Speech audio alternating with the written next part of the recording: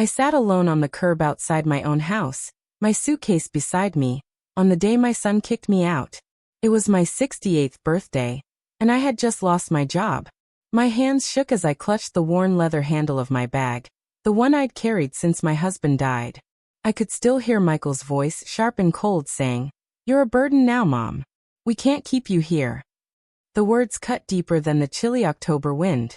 I'd raised him, fed him, stayed up nights sewing his school uniforms when money was tight, but now, because I couldn't pay my way, he saw me as dead weight. What he didn't know was I had a secret fortune, tucked away, waiting to change everything. That day broke me, but it also woke me up. It showed me who my son really was, and it set me on a path I never expected. Before I tell you what happened, I want to thank you for listening to my story.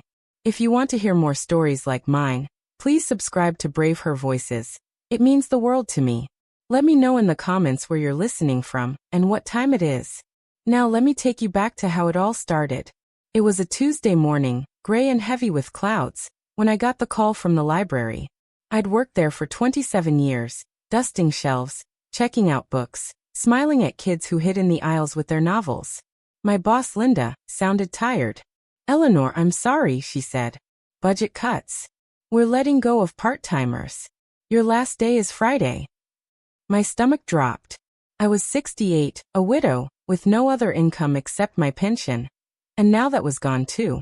I didn't tell Michael right away. He was my only child, 42, living with his wife, Sarah, and their teenage son, Ethan, in my house. The one I'd paid off after years of double shifts. I thought I'd figure something out, maybe find another job, but I was scared. My hands trembled as I stirred the soup that night, trying to act normal. Michael came home late, tossing his keys on the counter. "Smells good, Mom," he said, barely looking at me. Sarah was on her phone, scrolling, and Ethan was in his room, as usual. I wanted to tell them, but the words stuck in my throat. I thought maybe they'd understand, maybe they'd help me through it. I was wrong. The next day, I sat at the kitchen table with my coffee, staring at the bills piling up. Electric, water, internet. My pension barely covered them now. I'd always been careful with money, saving every penny after my husband, Tom, passed. But I hadn't told anyone about the other account, the one I'd built quietly over decades. It started with a small inheritance from my aunt, then grew with careful investments, a side hustle selling handmade quilts, and a little luck in the stock market. I kept it secret, not out of greed, but because I wanted to surprise Michael one day, maybe help Ethan with college. It was my safety net, my pride, locked away in a bank account nobody knew about. I sipped my coffee, wondering if I should dip into it now. But something held me back. I wanted to believe my family would stand by me, job or no job. That evening, I worked up the courage to tell Michael. He was in the living room, watching football. "Michael," I said, my voice shaky, "I need to talk to you." He didn't look up. "What's up, Mom?" I took a deep breath. "I lost my job. The library cut my hours." His eyes flicked to me, then back to the TV. "That's rough," he said. "You'll figure it out." My heart sank. I waited for more, but he just turned up the volume. Friday came, my last day at the library. I packed my desk, photos of Tom, a mug Ethan painted when he was 6, a bookmark from a regular patron. Linda hugged me, tears in her eyes. "You're the heart of this place, Eleanor," she said. I smiled, but inside I felt lost. I walked home, the autumn leaves crunching under my shoes, and thought about how to tell Sarah and Ethan. When I got home, the house was quiet. Michael was at work, Sarah was out shopping, and Ethan was at school. I sat on the porch wrapped in Tom's old sweater, and let myself cry. I'd always been the strong one, the one who kept the family together after Tom's heart attack 10 years ago. But now I felt like I was crumbling. That night I tried again. At dinner, I set out the roast I'd spent hours making, hoping it would soften the mood. "Sarah, Michael, Ethan," I said, my voice steady. "I lost my job. I don't know how I'm going to help with the bills." Sarah looked up, her fork pausing. "What?" she said, her tone sharp. "You're not working anymore?" Michael put his plate down, his jaw tight. Ethan just stared at his phone. "We're already stretched thin," Sarah said. "How are we supposed to cover everything?" I swallowed hard. I'll find something else. I just need a little time. Michael shook his head. Mom, we can't afford to carry you. This house, the bills, it's too much. My chest tightened. This is my house, I said quietly. I paid for it. Michael's eyes narrowed. Yeah, and we've been paying to keep it running. You can't expect us to do everything now. The next morning, I woke to find Michael in the kitchen pacing. Mom, he said, his voice low, we talked about it. You need to find somewhere else to go. I froze, the coffee cup warm in my hands. What are you saying? I asked. He wouldn't meet my eyes. You're not pulling your weight. We can't keep you here if you're not paying. Sarah stood behind him, arms crossed, nodding. Ethan was nowhere in sight. I felt the air leave my lungs. Michael, I whispered, I'm your mother. He shrugged. I know, but we've got our own problems. You need to go by the end of the week. Tears stung my eyes, but I didn't let them fall. I walked to my room, packed my suitcase with trembling hands, and left the house I'd built. I sat on the curb, the suitcase beside me, and stared at the street. The neighbors' lights were on, families laughing inside, while I was alone. But deep down, I knew something they didn't. My secret fortune was still there, untouched, waiting. I just didn't know yet how it would change everything. I sat on that curb for what felt like hours, the cold seeping through my coat. My suitcase, heavy with clothes and memories, was all I had left of my home. The streetlights flickered on as the sky turned dark, and I watched cars pass by, their headlights slicing through the dusk. Nobody stopped. Nobody asked why a 68-year-old woman was sitting outside with her life packed in a bag. I didn't cry, not then. I was too stunned, too hurt, to let the tears come. My son Michael had turned his back on me, and Sarah had stood there, agreeing with him. Ethan, my grandson, hadn't even said goodbye. But deep inside, I clung to the secret I'd kept for years, my fortune, hidden in a bank account nobody knew about. It wasn't just money. It was my power, my safety, my way out. I just didn't know how to use it yet. I pulled my phone from my pocket, my hands stiff from the chill. I scrolled through my contacts, looking for someone to call. My sister, Clara, lived across the state, too far to help tonight. My old co-workers were kind, but I didn't want their pity. Then I saw Betty's name. Betty was my neighbor from 3 houses down, a widow like me, always bringing me extra tomatoes from her garden. We'd sit on her porch sometimes, sipping tea, talking about our husbands and the lives we used to have. I hesitated, then dialed. Eleanor. Her voice came through, warm but worried. It's late. You okay? I swallowed hard. Betty, I need a place to stay tonight. Michael asked me to leave. There was a pause, then a sharp intake of breath. He did what? You get over here right now. Don't you dare spend another minute on the street. I thanked her, my voice barely a whisper, and dragged my suitcase to her house. Betty opened the door before I could knock, her gray hair tied back, her eyes wide with concern. She pulled me inside, sat me at her kitchen table, and put a mug of hot cocoa in my hands. Tell me everything, she said, sitting across from me. I told her about losing my job, Michael's cold words, Sarah's silence, and how they'd pushed me out of my own house. My voice cracked as I described sitting on the curb, waiting for someone to care. Betty listened, her face tightening with anger. Your own son, she said, shaking her head. Eleanor, you raised that boy. How could he do this? I shrugged, staring into the cocoa. I don't know, Betty. I thought he loved me.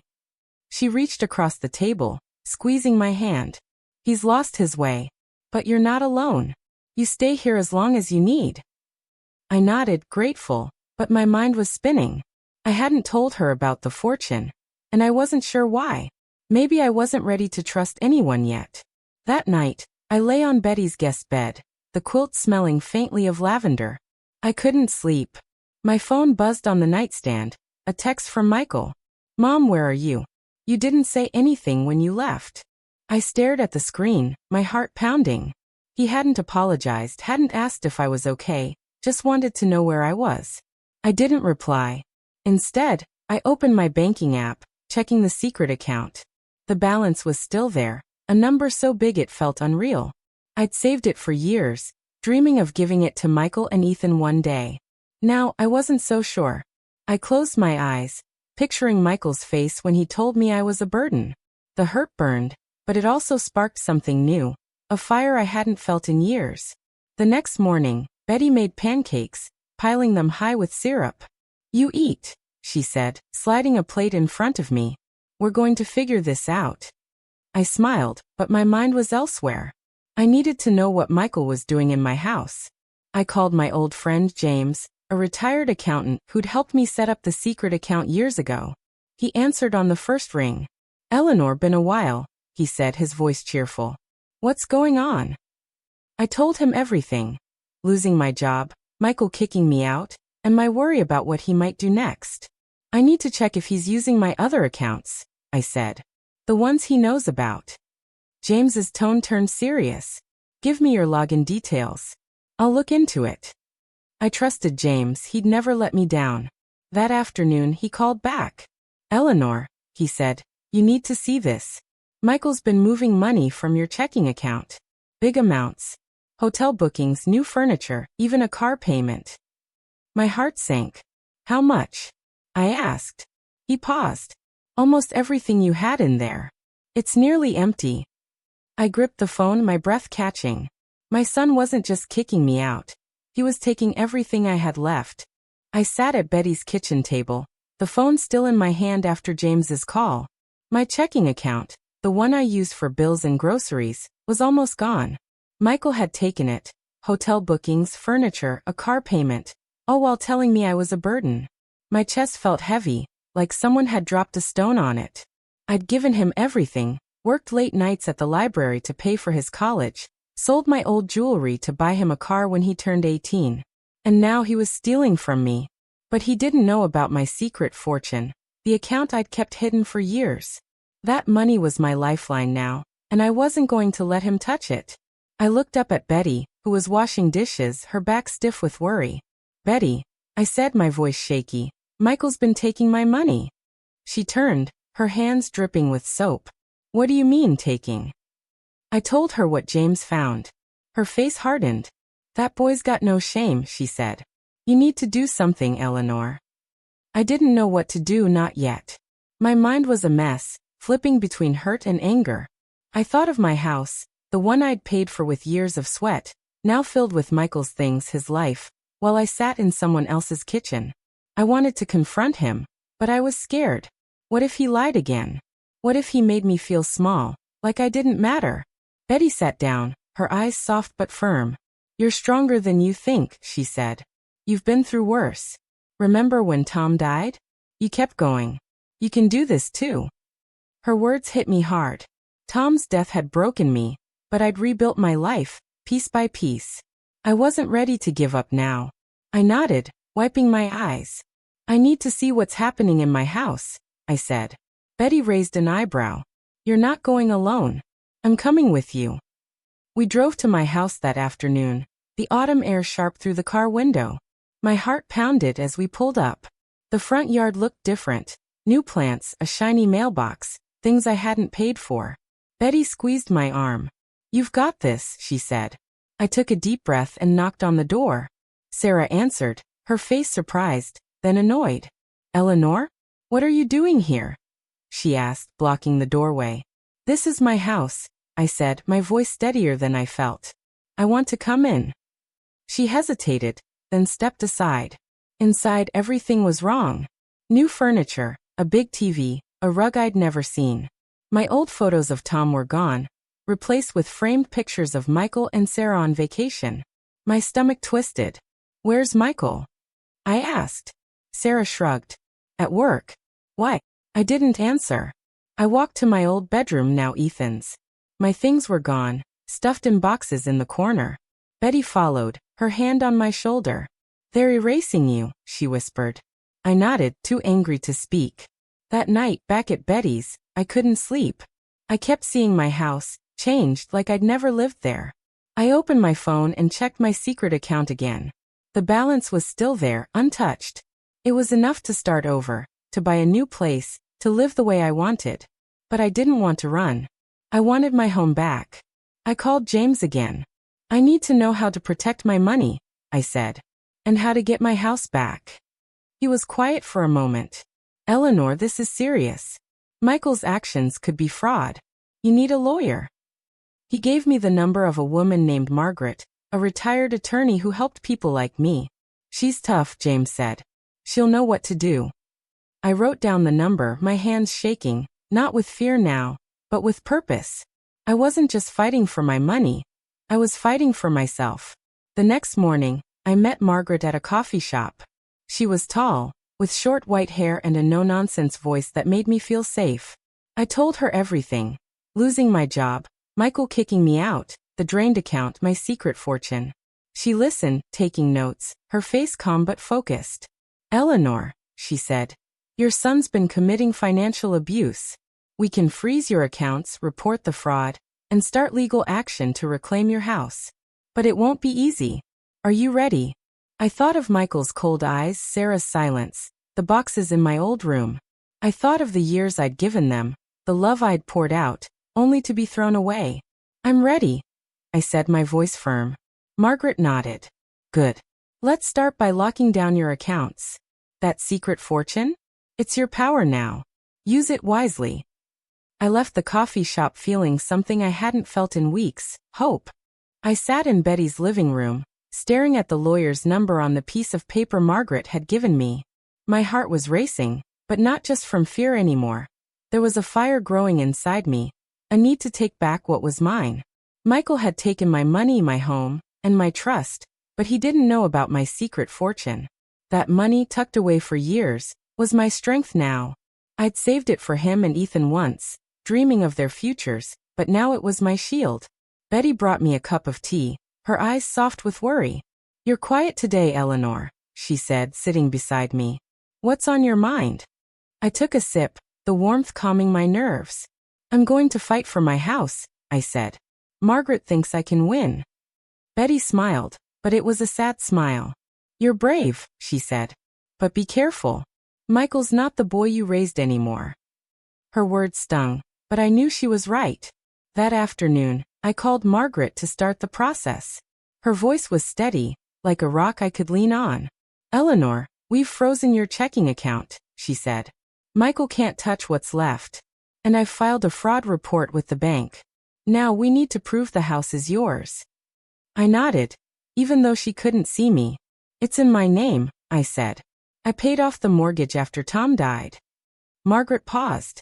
Good. That makes it easier. But Michael might fight dirty. Be ready for that. I thought of his cold eyes when he told me to leave, and my stomach twisted.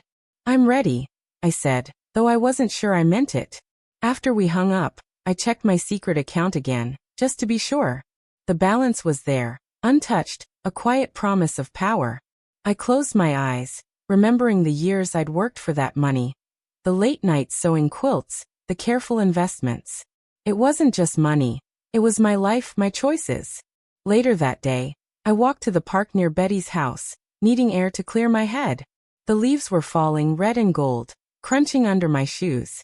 I sat on a bench, watching kids play on the swings, their laughter sharp against my thoughts. That's when Ethan called. My heart skipped when I saw his name on my phone. I hadn't heard from him since I left. Grandma, his voice was small, nervous. Where are you? I swallowed hard. I'm staying with a friend, Ethan. Why? He hesitated. Dad said you left because you didn't want to help with bills. Is that true? My chest tightened. Michael had lied to his own son. No, I said, my voice shaking. I lost my job, and your dad told me to leave. Ethan was quiet for a long time. I didn't know, he finally said. I thought you just left us. Tears stung my eyes. I'd never leave you, Ethan, I said. You're my grandson. He didn't say much after that, just promised to call again. When I hung up, I felt a mix of hope and hurt. Ethan was still young, only 16, maybe he could understand. That evening, Betty and I sat on her porch, sipping tea and watching the sunset. I told her about Ethan's call. He's a good kid, she said. He's just caught in the middle. I nodded, but my mind was on Michael. I wanted to confront him, to ask why he'd lied to Ethan, why he'd taken my money. But I was scared of what he'd say, scared of seeing the son I loved turn into someone I didn't know. Betty seemed to read my thoughts. You need to face him, she said. Not for him, but for you. I looked at her, her face lit by the fading light. What if he hates me? I asked. She shook her head. He's the one who should be ashamed, not you. Her words stayed with me as I went to bed, my heart heavy but my resolve stronger. The next morning, I got a call from Margaret that changed everything. Eleanor, she said, her voice tight. I checked the property records. Michael's trying to transfer the house into his name. He filed paperwork claiming you abandoned it. My breath caught. Abandoned? I whispered. It's my home. Margaret's tone softened. I know. He's forging documents, saying you gave him permission. We can stop this, but we need evidence. Do you have anything, letters, emails, anything showing you didn't agree to this? I thought of the texts Michael sent, asking where I was, and the way he'd dismissed me. I have texts, I said. And my mortgage papers.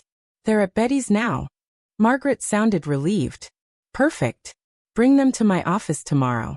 We're going to fight this, Eleanor. He's not getting away with it. I hung up, my hands shaking, not with fear this time, but with anger. Michael wasn't just stealing my money. He was trying to steal my home. But I had my secret fortune, and I had Margaret. I wasn't going to let him win. I woke up early at Betty's, the weight of Margaret's words heavy on my mind. Michael was trying to steal my house, forging papers to claim I'd abandoned it. My house. The one I'd paid for with years of hard work, where I'd raised him, where Tom and I had laughed and cried together. I felt sick, but the anger in me burned brighter than the fear. My secret fortune was safe, locked in an account he couldn't touch, but now it wasn't just about money. It was about taking back my life. I sat at the kitchen table, sipping coffee, my hands steady for the first time in days. Betty walked in, her apron on, already making breakfast. You look different today, she said, eyeing me. What's going on? I told her about Michael's forgery. Her face went pale, then red. That's low even for him, she said. What's the plan? I took a deep breath. I'm meeting Margaret today. We're going to stop him. Betty nodded, her eyes fierce. You're not alone, Eleanor. I'm here. I gathered my mortgage papers from the box I'd brought to Betty's. Each one a memory of late nights worrying about payments after Tom died. I found the deed, my name clear on it, and a few texts from Michael, including the one where he asked where I was after kicking me out. I tucked them into my purse, my heart pounding with purpose. At Margaret's office, she spread the papers across her desk, her glasses low on her nose. This is solid, she said, tapping the deed. The texts help too. They show he knew you didn't abandon the house. She leaned back, her voice calm but sharp. We'll file an emergency motion to block the transfer. And we're reporting the forgery to the police. Michael could face charges. I swallowed hard. Charges? He's my son. Margaret's eyes softened. I know. But he's breaking the law, Eleanor. You can't let him walk over you. I nodded, my throat tight. I didn't want to hurt Michael, but I couldn't let him destroy me either. That afternoon, I got a call from Ethan, my grandson. His voice was quiet, almost scared. Grandma, Dad's been acting weird, he said. He's been on the phone a lot, talking about selling the house. My heart stopped. Selling my house? I gripped the phone. Ethan, what did he say? He hesitated. Something about needing money fast. He didn't know I was listening. Grandma, I don't want you to lose the house. His voice cracked, and I felt a pang of hope. Ethan cared even if Michael didn't. Thank you for telling me, I said. Can you do something for me? If you hear anything else, let me know. He promised he would. When I hung up, I felt torn, proud of Ethan, but crushed by Michael's betrayal. I called Margaret right away, telling her about the call. This is big, she said. If he's planning to sell, we need to move faster. Can you come to the courthouse tomorrow? I said yes, my stomach twisting with nerves. That evening, I sat on Betty's porch, watching the stars come out. I thought about Tom, how he'd always said I was stronger than I knew. I missed him so much it hurt, but his memory gave me courage. I pulled out my phone and checked my secret account again. The balance a quiet reminder of my power. I'd saved that money for Michael once, for Ethan's future, but now it was my weapon. I wasn't sure what I'd do with it yet, maybe buy a new place, maybe help someone else, but it gave me options. Betty joined me, handing me a blanket. "You're thinking hard," she said. I nodded. "I want to confront Michael, Betty. I need to know why he's doing this." She frowned. "You sure you're ready for that?" I wasn't, but I said, "I have to be." She squeezed my hand. "Then I'm coming with you. You don't face him alone." The next morning, I stood outside my house, Betty at my side. My hands shook as I knocked. Michael opened the door, his face shocked, then annoyed. "Mom, what are you doing here?" he asked, his voice sharp. Sarah stood behind him, her arms crossed. "I know what you're doing," I said, my voice steady despite my racing heart. "You're trying to sell my house. You forged papers." Michael's eyes widened, but he laughed, a cold, empty sound. "You're confused, Mom. This is our house now. You left." I stepped closer, my anger boiling over. "I didn't leave. You kicked me out. And you stole my money." Sarah looked away, but Michael's face hardened. "You can't prove anything," he said. "Get out before I call the cops." Betty stepped forward, her voice like steel. "You call them, Michael. Let's see what they say about fraud." He froze, and for the first time, I saw fear in his eyes. I turned and walked away, my heart pounding, knowing this wasn't over. I stood at Betty's kitchen counter, the phone still warm in my hand from James's call, my heart sinking into a pit of betrayal. Michael, my only son, had drained my checking account, hotel bookings, new furniture, a car payment, all while calling me a burden.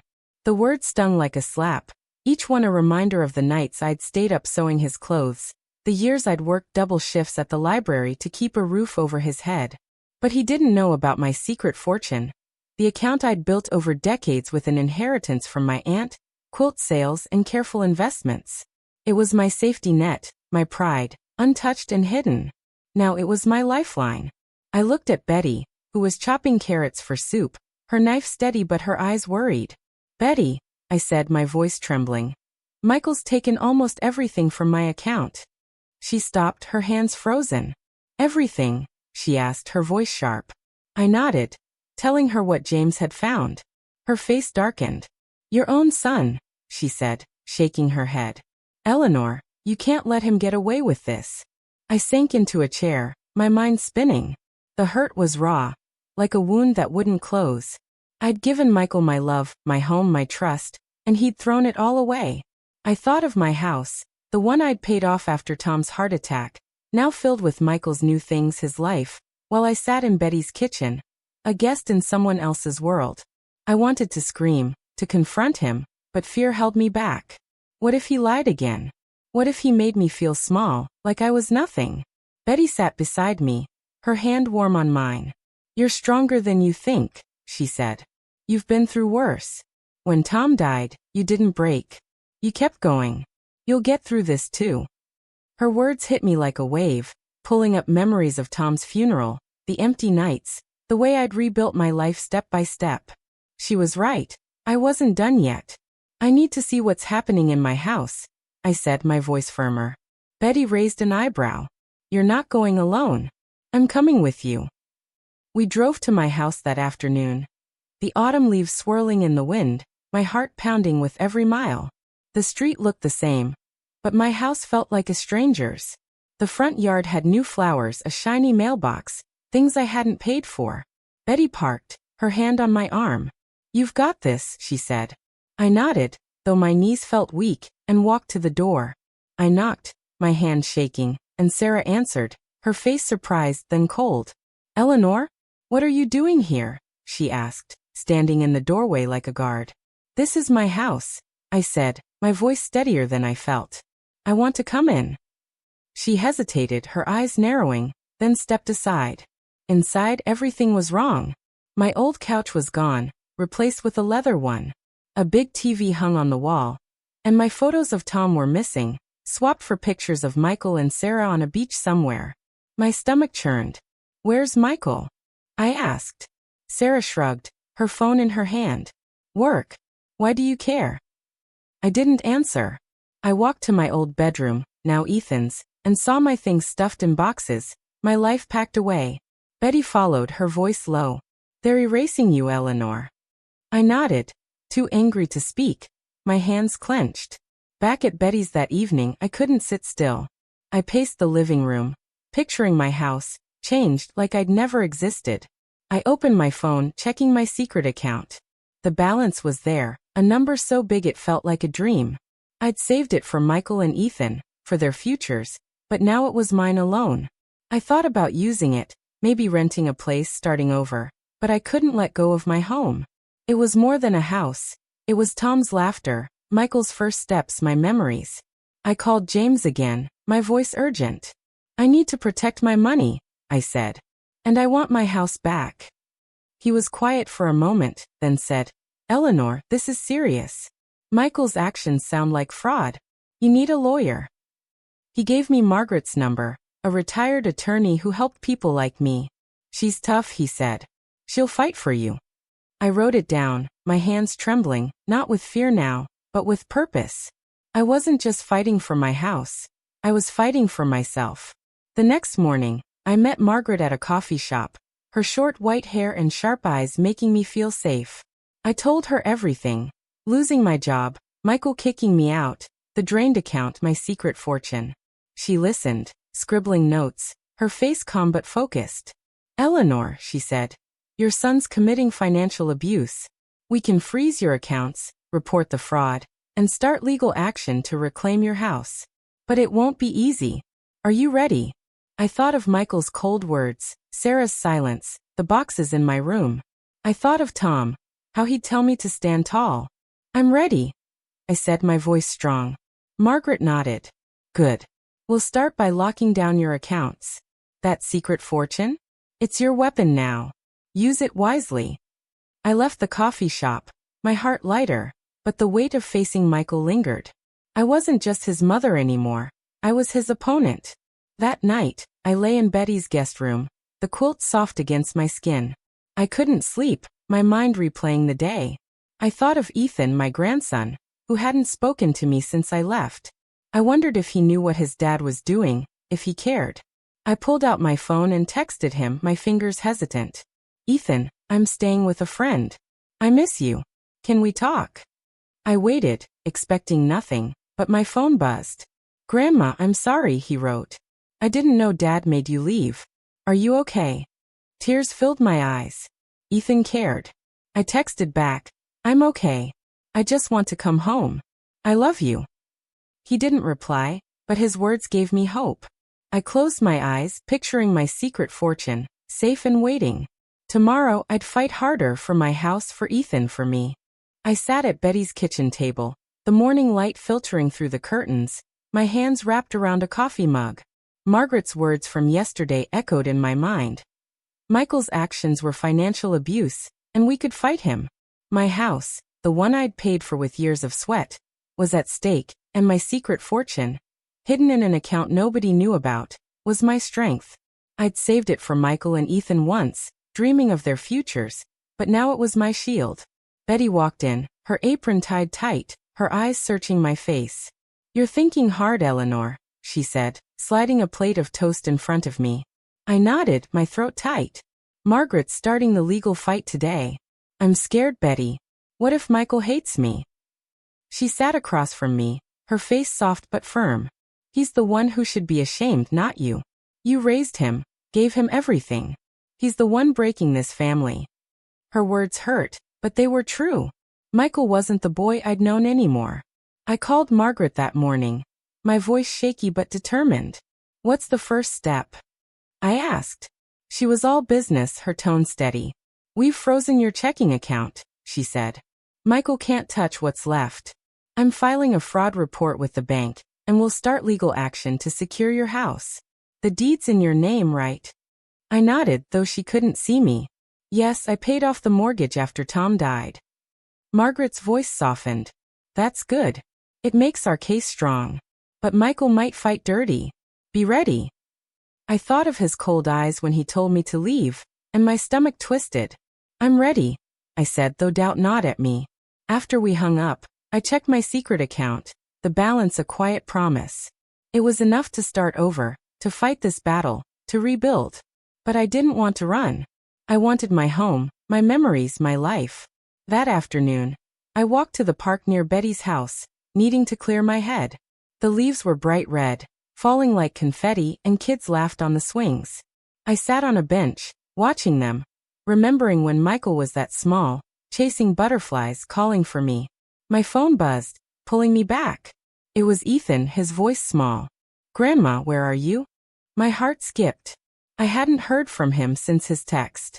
"I'm at a friend's, Ethan," I said. "Why?" He hesitated. "Dad said you left because you didn't want to help with bills.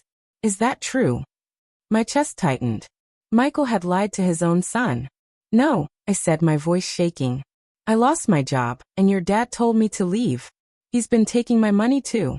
Ethan was quiet, then whispered, "I didn't know. I thought you were mad at us." Tears stung my eyes. "I'd never be mad at you, Ethan," I said. "You're my grandson. I love you." He didn't say much after that, just promised to call again.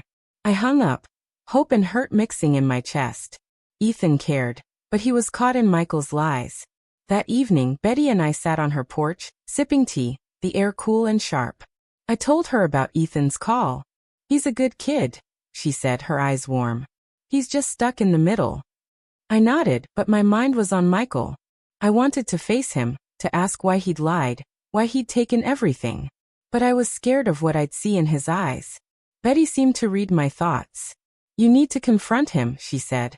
"Not for him, but for you."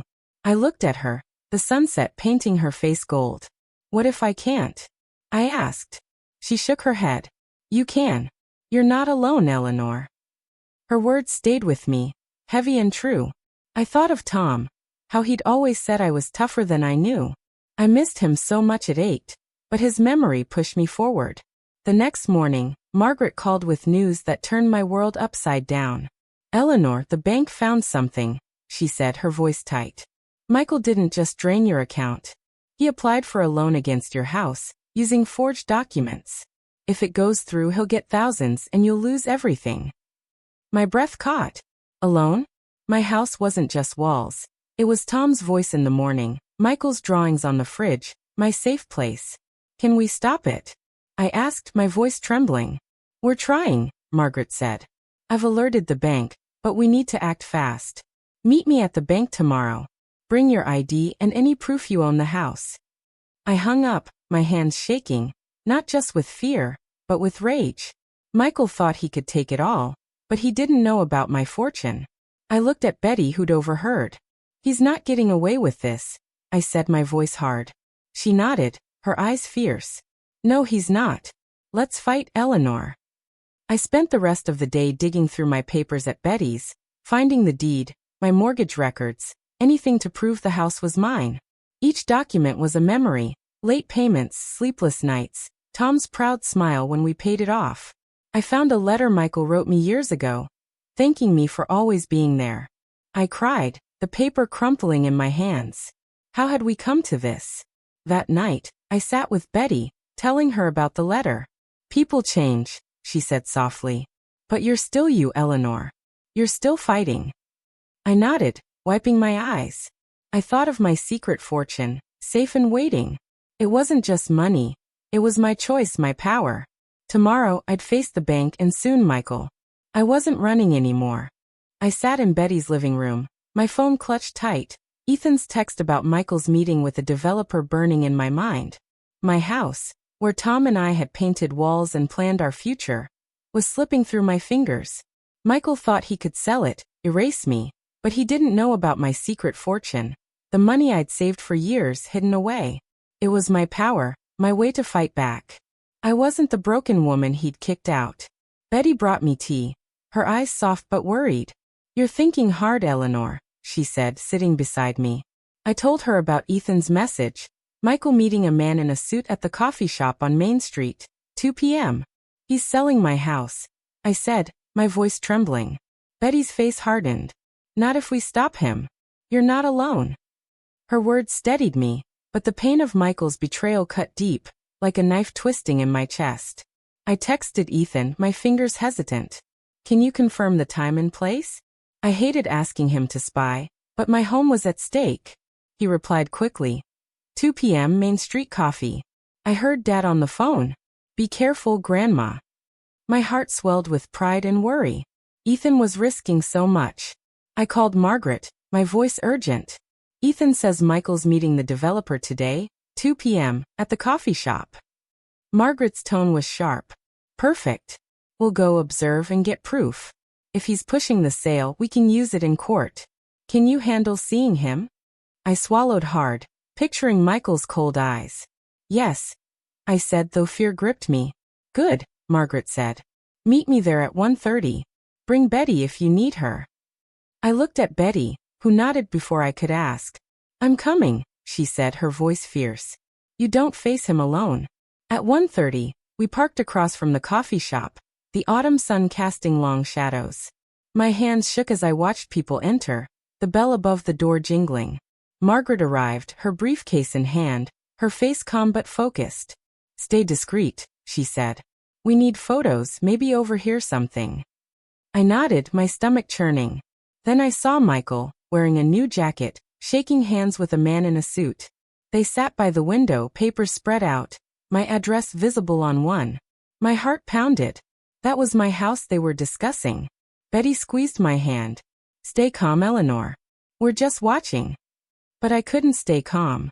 I wanted to storm in, scream at Michael for betraying me. Instead, I zoomed in with my phone, snapping photos of the papers, my hands trembling. Margaret nodded, whispering, Good. This is evidence. Just then Michael looked up, his eyes locking on mine through the glass. His face twisted with shock, then anger, and he stood heading for the door. He saw me. I whispered, my voice shaking. Betty grabbed my arm. You're not running. Stand your ground. Michael burst out, his voice loud. Mom, what are you doing here? The man in the suit followed, looking uneasy. I stood, my legs shaky but my voice steady. I'm protecting my house, Michael. You're selling what's mine. His jaw tightened. You left. This is ours now. I stepped closer, anger burning through me. I didn't leave. You kicked me out. You stole my money, forged papers. The man frowned, glancing at Michael. What's she talking about? He asked. Michael's face reddened. She's confused, that's all. But I wasn't backing down. Check the deed, I said to the man. It's my house. He's lying. The man's eyes narrowed. I don't deal with disputes, he said, grabbing his papers. This deal's off until you sort this out. He walked away, leaving Michael glaring at me. You're ruining everything, he hissed. I stared back, my heart racing. No, Michael. You did that when you turned your back on me. He stormed off, and I stood there, shaking but tall, Betty's hand warm on my shoulder. Back at Betty's, I collapsed on the couch, my body trembling from the confrontation. Betty brought me water, her voice soft. You were incredible, she said. He didn't expect you to fight. I nodded, but my heart ached. Facing Michael felt like losing him all over again, like the boy I'd loved was gone forever. I thought of Tom, how he'd tell me to keep going, to be strong. I checked my secret account, the balance a quiet promise. I could use it to rebuild, maybe help others who'd been betrayed. Then Margaret called, her voice excited. Eleanor, the judge approved the injunction. The sale's blocked, and the police are investigating Michael's forgery. But Sarah's been calling my office, offering a settlement. She wants to return some money if you drop the charges. My breath caught. A settlement? After everything? What does she want? I asked. Margaret's tone was calm. She's scared. Michael's in trouble. They're trying to save face. What do you say? I closed my eyes, picturing Sarah's cold words, Michael's anger. No deal, I said. I want my house. Margaret nodded. Then we keep fighting. You're almost there. That night, I sat on Betty's porch, the stars bright above. I told her about Sarah's offer, my voice heavy. They think money fixes this, I said. But it's not about money. It's about trust. Betty nodded, her hand on mine. You're doing the right thing. You're showing them who you are. I thought of Ethan, risking so much, and my secret fortune, waiting to change everything. I wasn't just fighting for my house. I was fighting for myself, for the woman Tom loved, for the grandmother Ethan needed. I whispered to Tom's memory, I'm almost there. Tomorrow, I'd face the final battle, and I'd win. I woke up early, the weight of Margaret's call heavy on my heart. Michael was trying to take a loan against my house, forging papers to claim it as his. My house, the one where Tom and I had laughed over burnt dinners, where Michael had taken his first steps, was slipping away. But I had my secret fortune, the money I'd saved for years, hidden from everyone. It was my strength, my way to fight back. I sat at Betty's table, staring at my coffee, my hands steady despite the storm inside me. Betty walked in, her hair tied back, her face worried. "You're up early," she said, setting a plate of eggs in front of me. I told her about the loan. Her eyes widened, then narrowed. "He's gone too far," she said. "What's the plan?" I took a deep breath. "I'm meeting Margaret at the bank today. We're stopping this." Betty nodded, her smile fierce. "That's my girl. You're not letting him win." I gathered my papers, deed ID, mortgage records, my hands brushing over the faded ink, each one a piece of my life.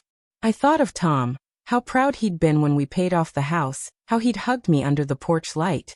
My eyes stung, but I pushed the tears back. I had to stay strong. At the bank, Margaret was waiting, her briefcase open, her face calm but focused. We sat with Mr. Thompson, the manager, who looked at my papers, his brow furrowed. "Mrs. Harris," he said, "we've stopped the loan application. The signature on Michael's documents didn't match yours." My heart pounded. Michael had forged my name, thinking I wouldn't fight. "What now?" I asked. Mr. Thompson's voice was serious. "We've flagged the account for fraud. The police are involved. If you want to press charges, we can help." I glanced at Margaret, who nodded. "Do it," she said. "He needs to face consequences." I pictured Michael as a boy, his small hand in mine, but that boy was gone. "Okay," I said, my voice quiet but firm. "Press charges." As we left the bank, my phone buzzed. It was Sarah, her voice sharp. "Eleanor, why are you doing this? You're tearing our family apart." My anger flared. "Tearing it apart?"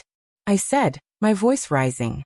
"You kicked me out, took my money, and now Michael's trying to take my house." She was quiet, then snapped. "We needed that money. You're selfish." I gripped the phone, my hands shaking. "Selfish? You bought a new TV, went on trips, while I was on the street. Don't talk to me about selfish." She didn't answer, but I heard her breathing, heavy and uneven. "Leave us alone," she said and hung up. I stood there, my chest tight, Betty's hand on my shoulder. "You did good," she said. "She's trying to guilt you. Don't let her." I nodded, but Sarah's words cut deep. I'd loved her, treated her like family, and now she was against me. That evening, I sat on Betty's porch, the stars bright above. I told her about Sarah's call, my voice breaking. "She's as bad as Michael," Betty said, her tone sharp. "But you're stronger than them." I wanted to believe her, but doubt crept in. What if I lost everything? I thought of my secret fortune, the money I'd saved through years of hard work. It could buy me a new start, but my house was more than money. It was Tom's voice, Michael's laughter, my past. Then my phone rang. It was Ethan, his voice shaky. "Grandma, Dad's been talking to some guy about the house. I heard him say he's selling it to a developer. I found a contract in his desk. Should I send it?" My breath caught. "Selling my house?" "Yes," I said. "Send it now." The photo came through, a contract with Michael's signature, my address, a developer's name. My hands shook with rage. He wasn't just stealing, he was destroying my home. I forwarded the photo to Margaret, who called immediately. "This is huge, Eleanor," she said. "This proves he's acting in bad faith. We'll file for an injunction to stop the sale. Meet me at the courthouse tomorrow." I thanked her, my mind racing. Ethan had risked so much. I texted him. "Thank you, Ethan. I love you." He didn't reply, but I hoped he knew I meant it. That night, I lay in bed, staring at Tom's photo in my purse. I remembered our first night in the house, dancing to the radio, Michael asleep upstairs. Now Michael was tearing it apart. But I had my fortune, Betty, Margaret, Ethan. I wasn't alone. I whispered to Tom, "I'm fighting for us." Tomorrow I'd stop Michael's sale, and I'd keep going no matter what. The next day, I got a text from Ethan. "Grandma, Dad's meeting the developer today, 2 p.m., at the coffee shop on Main Street. My heart raced. I called Margaret, telling her. We'll go, she said. We need proof he's moving forward. Can you handle seeing him? I swallowed hard. Yes, I said, though fear gripped me. Betty insisted on coming, her eyes fierce. You're not facing him alone, she said. I nodded, grateful. At the coffee shop, we watched from across the street, my hands trembling. Michael arrived, shaking hands with a man in a suit, papers between them. I took photos, my heart pounding, knowing this was my last chance to save my home. I stood in the courthouse hallway, my purse clutched tight, the weight of the past weeks heavy on my shoulders. Today was the hearing to decide my house's fate. Michael had tried to steal it, forging papers, draining my account, selling it to a developer, but I'd fought back with Margaret's help, Ethan's courage, and my secret fortune, still safe in a hidden account. That money, saved through years of sacrifice, quilts sold, investments made, an inheritance grown, was my power, my proof I wasn't broken. Betty stood beside me, her hand warm on my arm. You've come so far, Eleanor, she said, her voice steady. You're going to win. I nodded, but my heart ached. Michael was my son, and facing him in court felt like cutting a piece of myself away. But I had to do this, for me, for Tom's memory, for the life I'd built. The courtroom doors opened, and I took a deep breath, stepping forward. Inside, the judge sat high, her glasses low, her face stern. Margaret stood tall, presenting our case with calm precision. She laid out the deed, my texts, Ethan's photo of the sale contract, the forged loan papers. Mrs. Harris never abandoned her home, she said. Her son committed fraud, forging documents to steal it. Michael sat across the room, his face pale, Sarah beside him, her eyes fixed on her hands. The judge turned to Michael. Mr. Harris, do you deny these claims? He stood, his voice shaky, his new jacket wrinkled. I thought she didn't want the house, he said. We needed the money. I didn't mean to hurt her. My heart twisted. He was lying, even now, his words hollow. Margaret handed the judge the forged papers. These signatures don't match, she said. And we have evidence of intent to sell. The judge studied the documents, her face unreadable, then nodded. The evidence is clear. The house remains in Mrs. Harris's name. The fraud charges will proceed in a separate case. I exhaled, relief flooding me, tears stinging my eyes. My house was mine.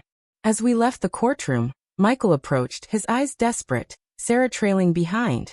Mom, please, he said, his voice low. I didn't mean for this. We were struggling. I looked at him, the boy I'd raised now a stranger, his face lined with fear. You kicked me out, Michael, I said, my voice steady despite the pain. You stole my money, tried to sell my home.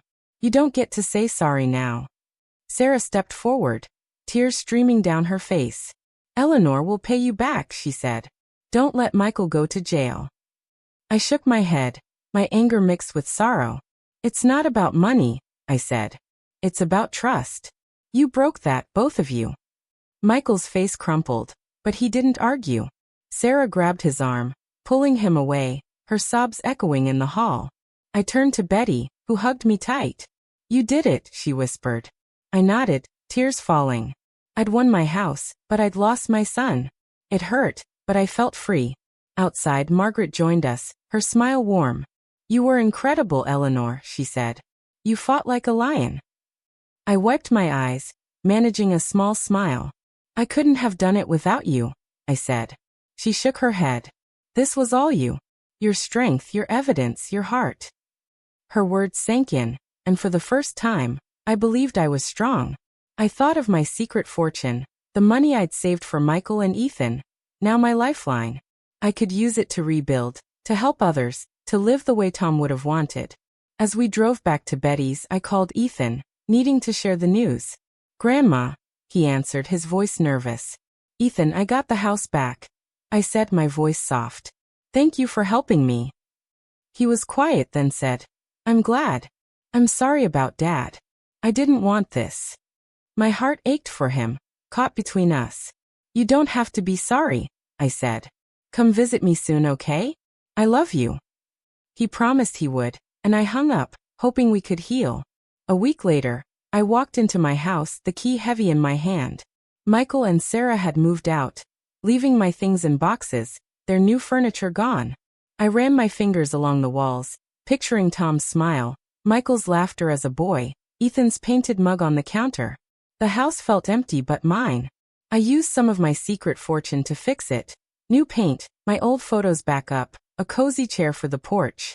The rest I donated to a shelter for women like me, betrayed, pushed out, needing a fresh start. It felt right, like honoring Tom's kindness. Betty came by, bringing her famous cookies, her eyes bright. "It looks like home again," she said, sitting with me on the porch. I nodded, the autumn leaves falling around us. "It's not perfect," I said, "but it's mine." We laughed, the sound warm, and I felt peace for the first time in months. That evening I sat alone, holding Tom's photo, his smile steady as ever. I thought of Michael, hoping he'd find his way, but I wasn't waiting for him anymore. I had Ethan, Betty, my home, my strength. My secret fortune wasn't just money. It was my courage, my choice to fight. The moral of my story is clear. Your worth isn't what others take from you. It's what you build, what you hold on to. I lost my job, my son's love, but I found my power. If you're facing betrayal, don't give up. You're stronger than you know, and you deserve to stand tall. I did, and I'm still here, living my truth, my heart full.